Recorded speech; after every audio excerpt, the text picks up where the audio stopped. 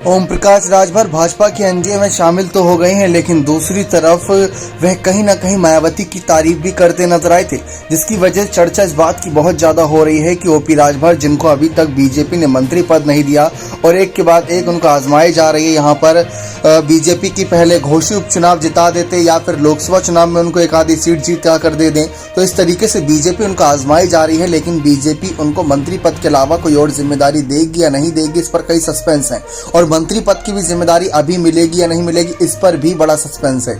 लेकिन इस बीच ओम प्रकाश राजभर ये साफ कर चुके हैं कि अखिलेश की सपा के साथ तो वह नहीं जाने वाले, क्योंकि अखिलेश की समाजवादी पार्टी एक डूबता जहाज बन चुके, जिससे कई नेता साथ छोड़कर अभी हाल ही में सपा छोड़कर सुभाषपा में शामिल हुए थे। चौंकाने वाली बात थी, लेकिन यह हकीकत थी। और दूसरी तरफ जो प्रसपा पार्टी में शामिल नेता थे, वह भी कुछ सुभाषपा या भाजपा की तरफ गए थे। लेकिन ओपी राजभर ने बीजेपी का भले ही साथ दे रहे हों, लेकिन वह दूसरी तरफ मायावती के समर्थन में भी नजर आए थे।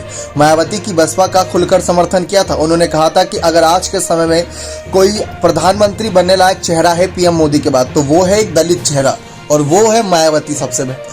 उन्होंने मायावती के साथ साथ मल्लिकार्जुन खड़गे का नाम भी सुझाया, लेकिन मल्लिकार्जुन खड़गे का नाम तो अब फहरिस्त में जुड़ा है।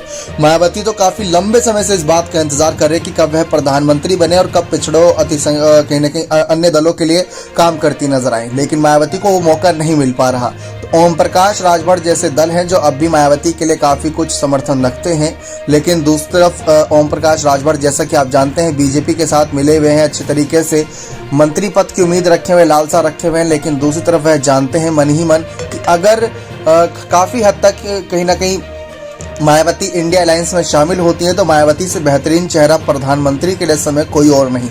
तो ओपी राजभर ने ये बात अखिलेश, नीतीश, लालू यादव, सोनिया गांधी से बार बार कहने की कोशिश करी कि मायावती को भी आप अपने इंडिया अलायंस में जोड़ने की पूरी जद्दोजहद करिए, तब जाके आपको कामयाबी मिलेगी। लेकिन इस पर किसी भी विपक्षी दल ने कोई भी बड़ा बयान जारी नहीं करा।